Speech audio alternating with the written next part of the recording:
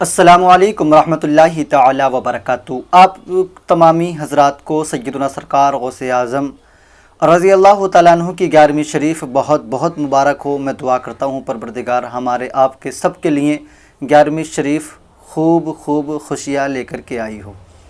آپ جانتے ہیں کہ سرکار غوث اعظم رضی اللہ تعالیٰ عنہ کی 11ویں شریف ویسے تو ہم اور آپ ہر چاند کی 11 تاریخ کو منایا کرتے ہیں۔ آپ کے یہاں پر بھی منائی جاتی ہوگی اور ہمارے یہاں پر بھی منائی جاتی ہے سرکار غوث اعظم کی 11 تاریخ چاند کی۔ دیکھیں تو یہ جو 11ویں شریف آیا کرتی ہے نا، تو ہمارے یہاں آپ کے یہاں پر نظر و نیاز کا اہتمام ہوتا ہے، اور ہم اور آپ تمامی حضرات سرکار غوث اعظم رضی اللہ تعالیٰ عنہ کے نام کی نظر و نیاز کرتے ہیں۔ کس لیے کرتے ہیں؟ تاکہ ہم اللہ کے محبوب بندوں کا ذکر اپنے مکانوں پہ کریں گے، اپنے گھروں پہ کریں گے، تو اس کی برکت سے ہمارے گھروں میں برکتیں ہوں گی،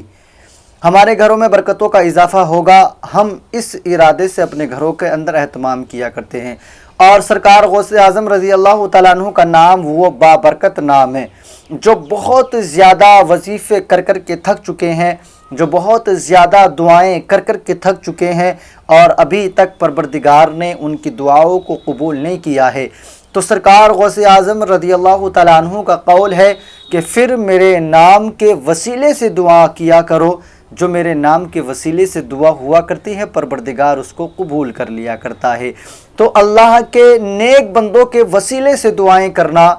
ہمارے لیے ضروری ہے، کہ اگر ہماری وجہ سے کوئی دعا قبول نہیں ہو رہی ہے تو ہم اس کے محبوبین بندوں کا وسیلہ دیں گے، تو پروردگار ہماری بھی دعاؤں کو قبول کر لے گا۔ کسی نے حضرت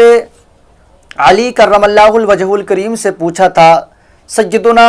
مولا علی رضی اللہ تعالی عنہ، آپ کی دعا پروردگار ٹالتا نہیں ہے،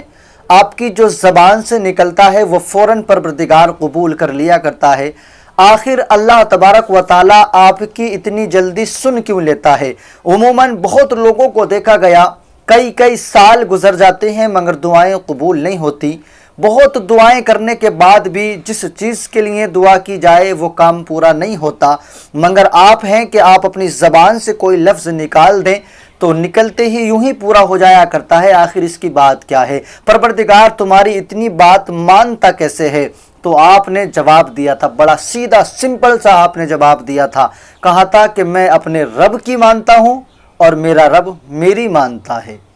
میں اپنے رب کی مان لیا کرتا ہوں اور میرا رب میری مان لیا کرتا ہے، جبکہ پروردگار قادر ہے، وہ اپنی مرضی کے مطابق کام کرتا ہے، مگر نہیں، وہ اپنے نیک بندوں کو بھی محروم نہیں کرتا ہے، وہ اپنے نیک بندوں کو بھی محروم نہیں کرتا ہے کہ میں نے جو آپ کو عہدہ دیا ہے تو ایسا نہیں کہ میں اس عہدے کے مطابق، آپ کی ذمہ داری کے مطابق کوئی کام نہ ہو، کوئی آپ کے پاس آئے اور وہ آپ سے مایوس ہو کر کے لوٹے، یہ پروردگار کی ذات کو بھی گوارا نہیں ہے۔ آپ نے سرکار غوث اعظم رضی اللہ تعالیٰ عنہ کا نام جانا ہوگا، سنا ہوگا، اور بہت سارے لوگ مانتے ہیں، بہت مانتے ہیں، اور ماننا چاہیے۔ ایک چھوٹا سا طبقہ ہے جو اللہ کے ولیوں کا انکار کرتا ہے، ایسے چھوٹے لوگوں سے کوئی دقت والی بات نہیں ہے، جو نہیں مانتا اس کی مرضی ہے، مگر الحمدللہ ہم تو کل بھی مانتے تھے، آج بھی مانتے ہیں، اور انشاءاللہ تعالی بس یہی دعا بھی رہے گی کہ پروردگار ہماری نسلوں میں اسی طریقے سے سرکار غوث اعظم رضی اللہ تعالی عنہ اور اللہ کے ولیوں کو ماننے والے ہی بچے پیدا ہوں۔ آئیے میں بات کر رہا تھا کہ سرکار غوث اعظم، دیکھیں سرکار غوث اعظم کیا ہیں۔ آپ کی بارگاہ میں آپ نے بڑا مشہور واقعہ یہ سنا ہوگا کہ آپ کی بارگاہ میں ایک عورت آئی، کہنے لگی سرکار غوث اعظم رضی اللہ تعالی عنہ، میرے پاس بیٹا نہیں ہے، آپ میرے لیے دعا کر دیں، پروردگار مجھے بیٹا عطا فرما دے۔ آپ نے یہ بات بخوبی جانی ہوگی، مگر آپ اس میں ذرا دیکھیں کہ اللہ تعالیٰ اپنے نیک بندوں کی سنتا کیسے ہے، پروردگار اپنے نیک بندوں کی فریاد کو سنتا کیسے ہے، ان کی بات کو ٹالتا نہیں ہے، کیونکہ وہ اس کے نیک بندے ہوا کرتے ہیں، وہ اپنا ہر کام اللہ کی رضا کے لیے کرتے ہیں، یہاں تک کہ کھانا بھی اگر کھائیں گے تو وہ بھی اللہ کی رضا کے لیے کھائیں گے، پانی بھی پئیں گے تو اللہ کی رضا کے لیے پئیں گے۔ آنے کے بعد میں کہنے لگی سرکار غوث اعظم رضی اللہ تعالی عنہ، آپ میرے لیے دعا کر دیں، پروردگار میرے لیے اولاد عطا فرما دے۔ سرکار غوث اعظم رضی اللہ تعالی عنہ نے اللہ تبارک و تعالی کی بارگاہ میں دعا فرمائی، تو آپ کے کانوں میں آواز آئی، آپ نے لوح محفوظ پہ دیکھا کہ جو عورت آپ کے پاس آئی ہے آپ سے دعا کرانے کے لیے، تو اس کی قسمت میں تو کوئی بیٹا ہی نہیں ہے، اس کی قسمت میں کوئی بیٹا ہی نہیں ہے۔ آپ نے آنے والی عورت سے ارشاد فرمایا کہ جاؤ تمہاری قسمت میں اولاد نہیں ہے، تمہاری قسمت میں کوئی بھی بیٹا نہیں ہے، جاؤ تم اپنے مکان پر چلی جاؤ۔ تو دیکھیں مانگنے کے لیے بھی ایک ہنر کی ضرورت ہوتی ہے، مانگنے کے بھی لیے ایک عقیدے کی ضرورت ہوتی ہے۔ یہ عقیدہ تھوڑی ہی کہ ہم سرکار غریب نواز کے مزار پہ جائیں گے، ہم وہاں مجاوروں پہ نظر رکھیں، مزار کی بناوٹ کو دیکھیں، مزار کے اندر کیا ہو رہا ہے یہ دیکھیں، مجاور کون سا صحیح کام کر رہا ہے، کون سا غلط کام کر رہا ہے، کون چرس پی رہا ہے، کون بھانگ پی رہا ہے، کون نمازوں کی پابندی کر رہا ہے، کون باوضو ہے، کون نہیں ہے، ان باتوں کا ہم وہاں پر جا کر خیال کیا کرتے ہیں۔ اما جو مجاور ہے وہ اپنے آپ جانے وہ کیا کر رہے ہیں، مگر ہمیں یہ سوچنا چاہیے کہ ہم کس کی بارگاہ میں آئے ہیں۔ وہ جو کر رہے ہیں وہ جانے، اس چیز کا سرکار غریب نواز کو، اپنے رب کو وہ اپنا آپ جواب دہ ہوں گے، مگر ہم جس اللہ کے نیک بندے کی بارگاہ میں آئے ہیں ہمارا خلوص صرف اسی سے ہے۔ ساتھ بیٹھنے والے، ان کے خانقاہ پہ رہنے والے، مزار پہ رہنے والے تو بہت لوگ ہیں ایسے، صحیح بھی ہیں غلط بھی ہیں، یہ تو آپ کو ہر طبقے میں ملیں گے، صحیح اور غلط لوگ تو کوئی سا ایسا طبقہ بچا نہیں ہے، ہر طبقے میں آپ کو مل جائیں گے، مگر ہمیں ان سے لینا کیا ہے؟ ہم تو جس کے پاس آئے ہیں ہمیں تو ان سے مطلب ہے نا، ہمیں ان سے مطلب ہے، تو ہمیں ان سے کوئی غرض نہیں ہے کہ دوسرا آدمی کیا کر رہا ہے کیا نہیں کر رہا۔ الحمدللہ دعا کرتے ہیں کہ وہ سب صحیح ہونے چاہیے، اللہ کے ولی کی خانقاہ پہ مزار پہ رہنے والے لوگ سب با عمل با وضو با شرع آدمی ہو تو وہاں کی رونق ہی الگ ہوا کرتی ہے، جانے آنے میں بھی لوگوں کا دل لگتا ہے اور انہیں یہ احساس ہوتا ہے کہ واقعی میں اسلام کی سچائی اس خانقاہ سے ظاہر ہو رہی ہے۔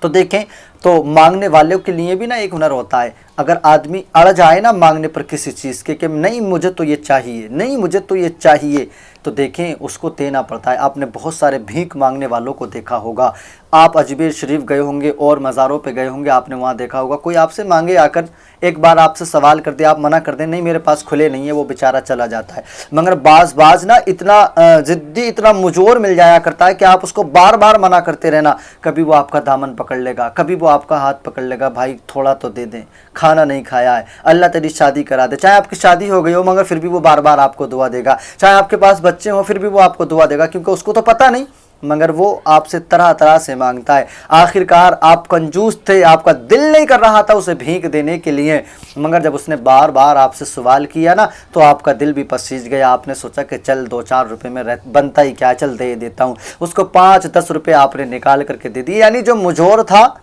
اس نے آپ سے لے لیا، آپ چاہے کتنے بھی بڑے کنجوس تھے آپ نے دینا پڑا۔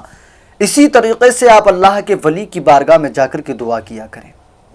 ایسا نہیں کہ اب کی بار آیا ہوں دعا قبول ہو جائے گی یہاں سے تو ٹھیک ہے، یہاں نہیں ہوئی تو چلو کہ چھوچا شریف چلا جاؤں گا، اگر انہوں نے نہیں سنا تو چلو کلیر شریف چلے جاؤں گا، انہوں نے نہیں سنا تو چلو دیوا شریف چلا جاؤں گا، انہوں نے نہیں سنا تو چلو بریلی شریف چلے جاؤں گا، انہوں نے نہیں سنا تو چلو مہارارا شریف چلے جاؤں گا، یہ مکن پور شریف چلے جاؤں گا، یعنی طرح طرح کی لوگ کہ کہیں نہ کہیں تو سنوائی ہو جائے گی۔ میں کہتا ہوں کہیں کہیں جانے کی ضرورت نہیں ہے، کسی ایک کا تو مضبوطی کے ساتھ دامن پکڑ لے، کسی ایک کے پاس تو مضبوطی کے ساتھ جا، منع نہیں ہے، ہر ایک اللہ کے ولی کے پاس جاؤ، کوئی منع نہیں ہے، کوئی قید نہیں ہے، سب ہمارے ہیں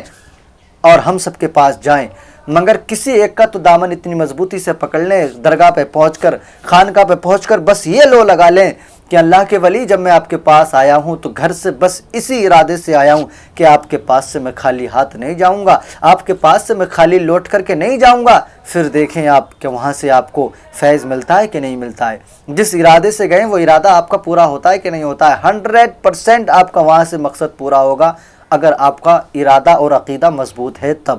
اور اگر وہی حبک ڈھبک ہے نا کہ ملے گا تو ٹھیک ہے نہیں ملے گا تو کہیں اور دیکھ لیں گے، تو کبھی نہیں ملے گا، کہیں نہیں ملے گا، آپ سب مزاروں پہ گھوم لیں، دینے والا اللہ ہے، بس وسیلہ اللہ کے ولیوں کا ہوا کرتا ہے۔ ایسے سرکار غوث اعظم سے کہنے لگی مجھے بیٹا چاہیے، آپ نے کہا کہ نہیں تیری قسمت میں بیٹا نہیں ہے، میں نے لوح محفوظ پہ دیکھ لیا، اللہ تبارک و تعالیٰ کی طرف سے پیغام آ گیا کہ تیری قسمت میں بیٹا نہیں ہے۔ یہ مانگنے والی بھی نا بڑی سمجھدار تھی، کہنے لگی سرکار غوث اعظم اگر میری قسمت میں بیٹا ہوتا تو میں تمہارے پاس ہی کیوں آتی، اگر میری قسمت میں بیٹا ہوتا تو میں آپ کے پاس ہی کیوں آتی، پھر تو وہ ہو ہی جاتا، میری قسمت میں ہوتا آپ کے پاس تو آنا ہی ہوں ہے کہ جب قسمت میں نہیں تھا تبھی تو آپ کے پاس آئی ہوں۔ سرکار غوث اعظم نے ارشاد فرمایا اچھا کہ مجھے تو بیٹا لے کر کے جانا ہے۔ آپ نے اللہ کی بارگاہ میں عریضہ پیش کیا، کہا مولا اس عورت کو بیٹا عطا کر دے، اس عورت کو بیٹا دے دے۔ آواز آئی عبد القادر اس عورت کی قسمت میں بیٹا نہیں ہے، اس عورت کی قسمت میں بیٹا نہیں ہے، اسے بیٹا نہیں ہوگا۔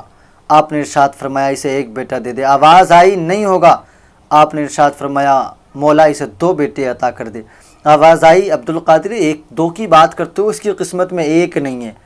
آواز آپ نے کہا مولا اس کو 3 بیٹے عطا کر دے۔ آپ بڑھاتے رہے، آواز آتی رہی کہ اس کی قسمت میں بیٹا نہیں ہے۔ آپ بڑھاتے رہے، اس کی قسمت میں بیٹا نہیں ہے، آواز آتی رہی، مگر آپ جیسے ہی 11 پہ پہنچے نا، مولا اسے 11 بیٹے عطا فرما دے۔ آواز آئی عبدالقادر اس کی قسمت میں بیٹا نہیں ہے۔ حضرت